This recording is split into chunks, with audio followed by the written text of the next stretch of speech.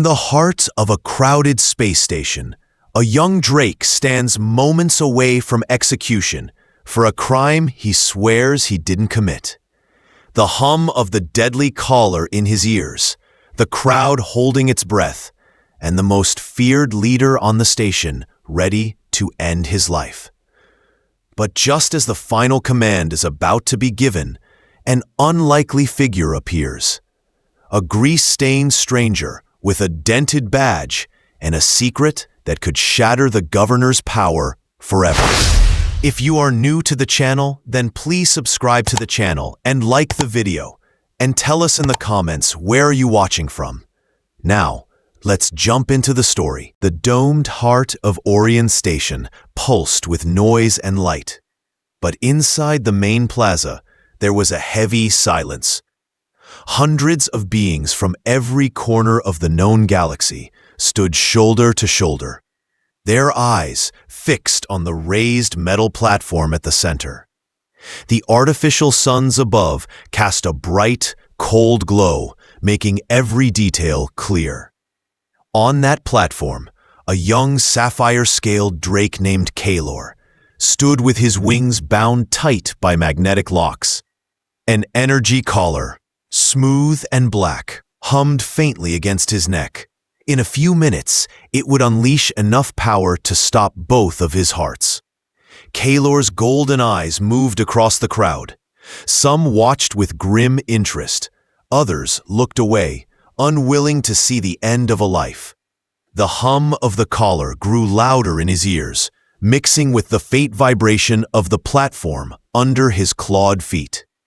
He tried to stand tall, but his knees threatened to give way. His mind kept drifting to his home asteroid, destroyed by raiders when he was only a hatchling, and the long years he had spent lifting cargo in the docks for just enough credits to survive. The voice of Governor Silthus cut through the plaza, cold and sharp. The cephalid stood tall at the platform's edge, rust-red skin glistening under the lights, his tentacles wrapped with golden authority rings. Each word of the sentence echoed through translation speakers, declaring Kalor guilty of stealing the Aether Prism, a relic worth more than most citizens would see in their lifetimes. Silthus's yellow eyes stayed locked on the crowd, as if daring anyone to disagree. Kalor knew the truth. He had never touched the prism. He had been working late in the governor's cargo bay when it went missing. But he had seen something through the security feeds. A figure, smooth-skinned and quick, hiding the prism in the private waste conduit behind the governor's residence. That figure was Velthia, Silthus's own spouse. Kalor had told no one. Who would believe the word of an orphan drake against the most powerful leader on Orion Station? The crowd murmured. It had been 3 standard years since the last public execution. Some citizens leaned forward for a better view. Others kept their optical organs turned away. Younglings pressed against the transparent barriers of the viewing gallery, wide-eyed. The air inside the dome felt heavy, and every sound, every footstep, every breath seemed too loud. On the platform, the executioner, a tall insectoid named Orvek, checked the collar's charge. The platform creaked as he moved, the sound like a final warning. Kalor closed his inner eyelids and tried to remember the old Drake prayers, but the words would not come. His throat felt dry, his chest tight. Governor Silthus pulled out a polished chronometer with one tentacle, flipping it open. Another tentacle smoothed the folds of his black judicial robe. For a moment, his gaze met Kalor's, and the drake saw it, the flicker of satisfaction in those yellow eyes. Silthus was not here for justice. He was here to enjoy the ending. The crowd shifted as a metallic clang echoed across the plaza. Slow, uneven footsteps climbed the platform stairs.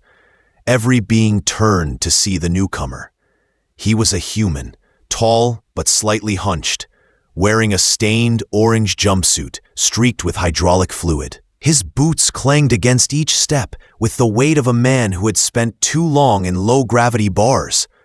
Renwick, the station's maintenance engineer, was known for his fondness for strong drink and long hours in the underlevels.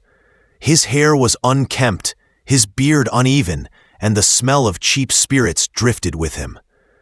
But as he stepped onto the platform, his eyes moved with sharp precision, scanning the guards, the drones, and the crowd. Governor Silphus turned toward him, irritation darkening his skin tone. "This is a legal proceeding." The governor's voice boomed through the translator. "Leave now, before you are charged with obstructing station justice." Renwick swayed slightly, but did not move back. "Legal?" His voice was loud enough for the crowd to hear, though it carried a rough edge. "You call this legal? You're about to kill a youngster who looks like he's never stolen more than a glance." His hand gestured toward Kaler, nearly throwing himself off balance. A ripple went through the crowd. A few exchanged uneasy looks. The words touched something unspoken, a doubt they had been too afraid to voice. Silphus's tentacles tightened. "He is a thief. He stole valuable property from my household." Renwick gave a short, humorless laugh. "From your household? How convenient. Judge, jury, and the victim all in one family." Kaler stared at the man, unsure what to think. No one had spoken for him before, not during the Rush trial, not in the days he spent waiting for this moment.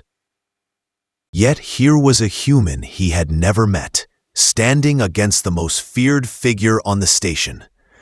Silphus slithered closer, one tentacle resting on the grip of his neural stunner. "Leave, or join him on this platform." But Renwick stood his ground. He lifted a hand slowly, reaching into his satchel. The crowd leaned forward, curious. What he pulled out glinted under the artificial light. A small, dented device with a flickering holographic seal. The shimmering emblem of the Interstellar Justice Corps appeared in the air above it. The plaza fell silent. Even the younglings stopped moving behind the glass. Silphus's tentacles stilled, and his eyes narrowed.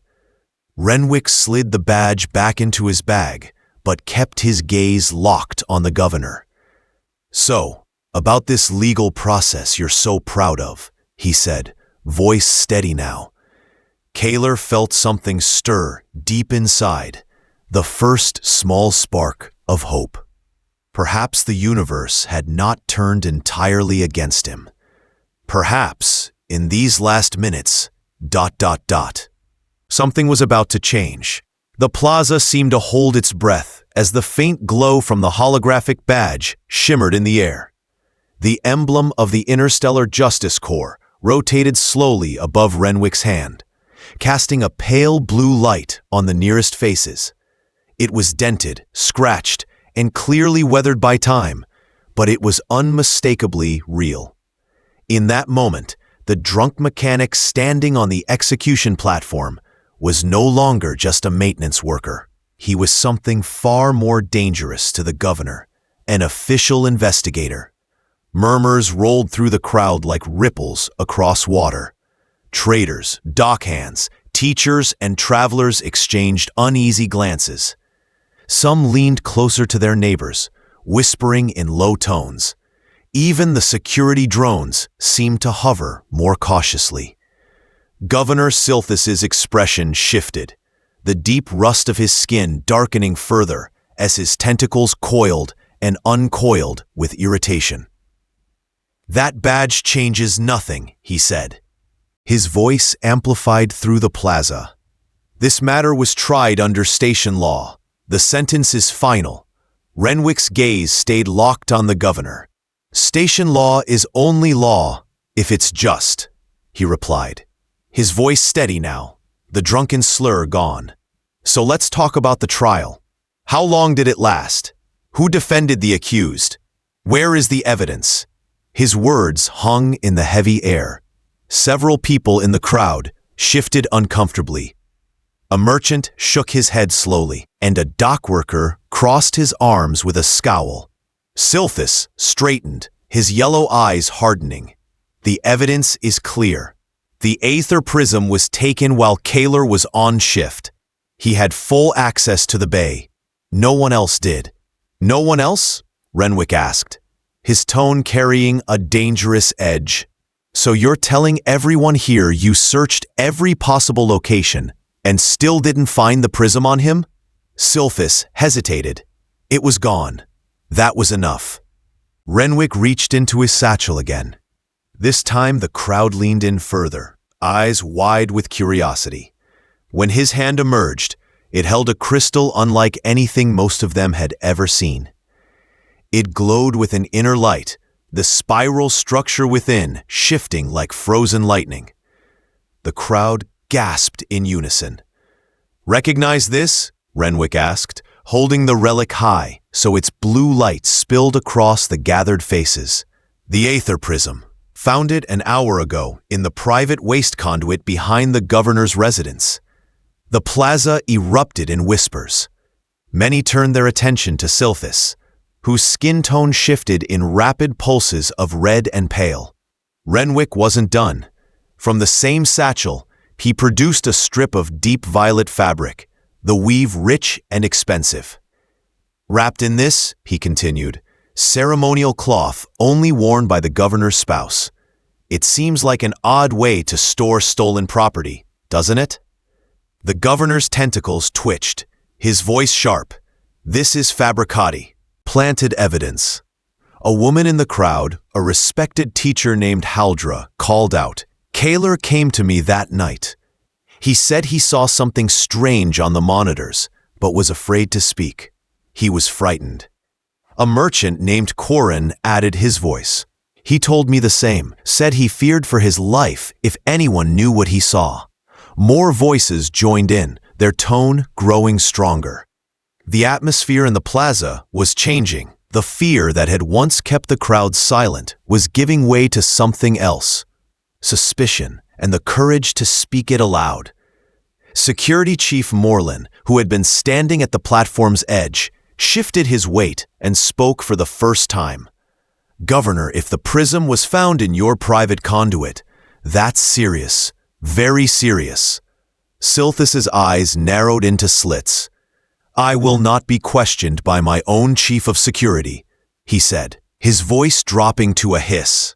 But Renwick stepped closer, his boots ringing against the metal surface of the platform. "Oh, you'll be questioned," he said, "because this isn't about a stolen relic anymore. This is about corruption, and it runs deeper than you want anyone here to know." The crowd leaned in, drawn by the weight of his words. Renwick's voice dropped slightly, but the translation amplifiers carried every syllable.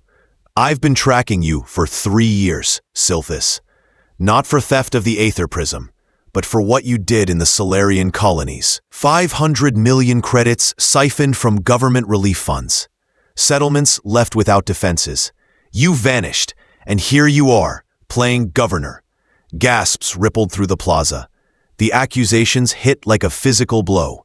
Silphus's tentacles stiffened, his body trembling with contained fury. "Lies," Silphus spat. "Baseless lies from a drunk." Renwick shook his head. "Maybe, but I don't think these people believe you anymore." All around the plaza, eyes turned toward the governor, and the once unshakable image of his authority began to see. Even those who had avoided looking at Kylor now stared openly, their expressions a mix of anger and disbelief. Kylor stood frozen, barely daring to breathe. For the first time since his arrest, the noose of inevitability around his fate loosened slightly. The human stranger, with his dented badge and steady voice, was turning the tide. The governor's spouse, Velthia, appeared at the far end of the plaza, her flowing garments shimmering under the artificial suns. The crowd parted slowly as she moved forward, her steps quick but hesitant, her eyes fixed on Silphus. Renwick didn't turn to look at her. He kept his gaze locked on the governor. "Now," he said, "let's finish talking about this so-called justice." The plaza fell into a tense, loaded silence, every being waiting for the next words to drop. Whatever came next, the balance of power in Orion Station was shifting, and there was no turning back. The crowd stood frozen in the stillness of the plaza, the glow from the aether prism reflecting in their eyes. Renwick's words about stolen relief funds had landed like a shockwave. And now every face turned toward Governor Silthus with a mix of disbelief and suspicion. The hum of the energy collar around Kaylor's neck seemed louder in the silence, as though counting down the seconds. Silthus's tentacles twitched, his voice forced into calmness, though a tremor betrayed his control. "You accuse without proof," he said, each word slow. "And this has nothing to do with the thief standing here." Renwick's eyes didn't waver. "Everything here has to do with him," he said. "You rushed his trial to get rid of a witness. You thought no one would question you. But now the truth is catching up." A sudden movement drew the crowd's attention. Velthia, the governor's spouse, was pushing through the onlookers. Her robes shimmered with delicate woven patterns, but her face held strain. The artificial suns caught the fine sheen of moisture on her skin, and the shifting colors of her chromatophores told of unease. She reached the base of the platform, her voice carrying over the gathered beings. "Stop this," she called, her translator making her tone sharp. "Kaylor is not guilty." A collective murmur rippled outward. Guards hesitated, looking between Silthus and Velthia. The governor's body stiffened, but he did not turn to her. Velthia climbed the steps, her eyes darting to Renwick, then to the Drake still bound in restraints. "You all deserve to know why this is happening," she said, facing the crowd. "It is not about the prism. It is about what Kaylor saw." Renwick stepped slightly aside, allowing her space to speak. The plaza was silent except for the distant hum of ventilation systems. "Kaylor," she continued, "was working late in the cargo bay when he saw transmissions on the monitors. They were not for me, not for any official station matter. They were personal messages, encrypted, signed by someone named Maria." The name seemed to hang in the air. Renwick's expression hardened. "Maria," he repeated, his voice carrying weight. "The governor's first bonded mate from the Solarian colonies. The same mate Silthus declared dead in a decompression accident over 7 years ago." Gasps erupted among the crowd. Polygamous mate bonds without declaration were a serious violation under interstellar marital law. Worse still, it meant that much of Silthus's personal history had been built on lies. Silthus turned sharply toward Velthia, his tentacles coiling tight. "Enough," he said, his tone cold. But Velthia stood her ground, her voice firm. "No, Kaylor saw the truth on those transmissions. And you knew it. You told me to hide the prism in the waste conduit so you could accuse him and silence him before he could speak." Renwick's gaze swept across the crowd. "So there it is.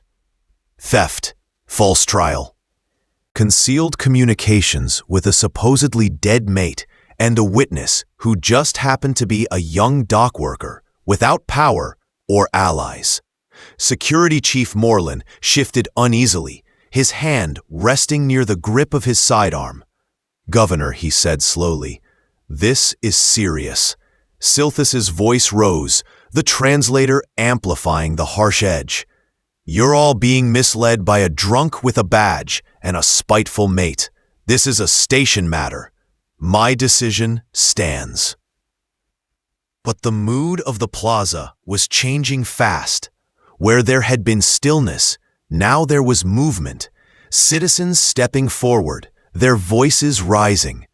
The teacher Haldra spoke again, reminding everyone that Kaylor had come to her seeking guidance the night of the incident. The merchant Corin repeated his account of Kyler's fear.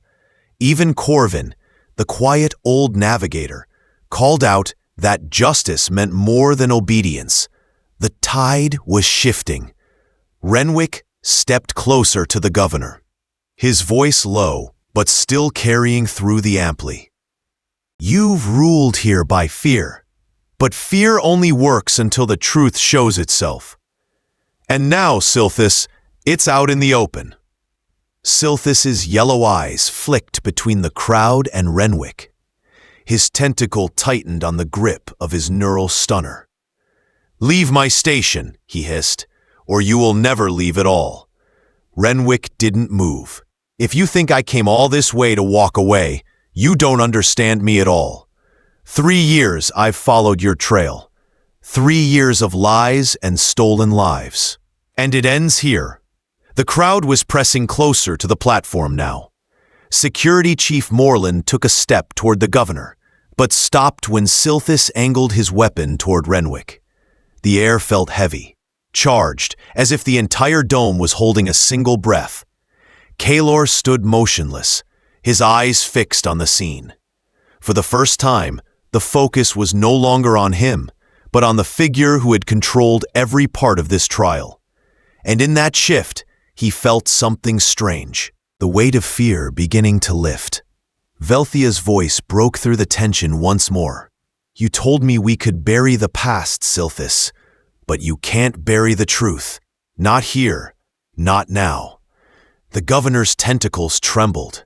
His grip on the stunner tightened, but his gaze faltered. And in that moment of hesitation, the line between power and downfall grew dangerously thin. The crowd knew it. Renwick knew it. And Silthus, though he tried to hide it, knew it too. The plaza was silent except for the faint hum of the energy collar around Kaler's neck. All eyes were locked on the platform, where Governor Silthus stood with his neural stunner raised toward Renwick. The crowd's breath felt like it was being held in unison, waiting for a single movement to decide what happened next. Renwick didn't flinch. His gaze stayed fixed on the governor's eyes. His voice, low and even, cut through the silence. "You've lied for years, Silthus. You've stolen, framed, and hidden behind your title. But this ends here." Kaler's heart pounded in his chest. Each beat felt louder than the noise of the gathered crowd. His body remained tense. The collar still locked in place. But hope had begun to rise in him, like a small flame fighting against the cold. Silthus's tentacles twitched, his skin shifting between shades of deep red and pale gray. His eyes darted to the edges of the plaza, where the crowd was pressing in. He had ruled Orion Station for 5 years without challenge, but now he was surrounded, not by fearful citizens, but by people ready to stand against him. From the far side of the plaza, Velthia's voice rang out again. "Tell them the truth about the colony funds, Silthus. Tell them about the settlements you left defenseless." The words struck like a blow. More voices joined hers. Haldra, the teacher, shouted her demand for answers. Corin, the merchant, stepped forward, calling for a full investigation. Corvin, the navigator, added his own sharp tone. Speaking of fairness and law, Silthus swung his gaze back to Renwick, his voice breaking into a growl through the translator. "They won't believe you. I am the law here." Renwick took a deliberate step forward, the sound of his boots on the metal platform echoing in the still air. "You were the law," he said, "but the law is more than one man, and today these people are ready to take it back." Security Chief Moreland moved then, his boots heavy on the platform. His hand rested on the grip of his sidearm, but his weapon wasn't pointed at Renwick. It was aimed at Silthus. "Governor," he said, his voice steady, "lower your weapon. You will answer to the Station Council and to the Interstellar Justice Corps." Silthus's tentacles tightened around the stunner, but his movements had lost their sharp confidence. The crowd was pushing closer to the steps now. Their voices rose, calling for Kaler's release, calling for Sylvis's arrest. Velthia climbed the final steps to the platform, her robe catching in the light. "It's over," she said quietly, but her voice carried. "You can't fight everyone here. Not anymore." For a long, tense moment, Sylvis didn't move. Then, slowly, his tentacle loosened. The stunner lowered, its barrel dipping toward the metal floor. A wave of sound moved through the plaza, relief mixed with disbelief. Renwick didn't waste the moment. He stepped to Kaler's side, kneeling to work at the magnetic locks around his wings. With a soft release of pressure, the restraints fell away. Kaler's wings unfurled slightly, though they trembled from days of tension. The crowd erupted into cheers, the noise filling the dome. Some clapped, others shouted Kaler's name, and still others simply stood in stunned silence.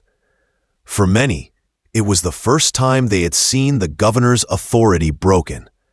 Security Chief Moreland moved in, securing Sylvis's tentacles and taking the stunner from his grasp. The once feared leader was led down the platforms, his head lowered.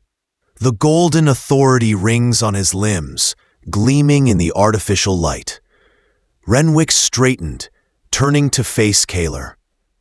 "You're free now," he said. "But freedom is just the first step. What you do with it matters more." Kaler met his gaze, the weight of the past days still heavy on him, but the collar gone, and the crowd's cheers around him gave him strength. "Thank you," he said simply, his voice rough but sincere. Renwick gave a faint smile. "Don't thank me yet. There are more like him out there, and they think they can hide." Velthia stood a short distance away, watching as Sylvis was taken toward the council chambers for holding. She looked at Kaler for a moment, then lowered her gaze, as if knowing her own part in the events would not be forgotten. The plaza slowly began to clear, but the atmosphere had shifted. People spoke to one another with new energy. For years, Sylvis had ruled with unquestioned authority, but now the illusion had shattered. Kaler stepped down from the platform, his claws clicking against the steps. As he reached the plaza floor, several station workers came forward, clapping him on the shoulder, offering quiet words of support. He realized then that he was no longer invisible to them. Above, through the transparent dome, the stars shone against the dark expanse. Kaler paused to look up at them, feeling the open space beyond the station calling to him. Renwick joined him at his side. "Those stars look different when you've earned the right to see them," he said. "Maybe one day," Kaler replied, "I'll find a place where I can belong." Renwick's eyes stayed on the stars. "Maybe you will, and maybe I'll still be out there, chasing the next Sylvis who thinks they're untouchable." As the last of the crowd dispersed, the plaza returned to its usual hum, but the events of the day would not be forgotten. Kaler's life had been spared, Sylvis had fallen, and Orion Station had witnessed the power of truth over fear. And somewhere deep in his chest, Kaler felt the spark of a future, one not bound by chains, but open to the vast, waiting galaxy.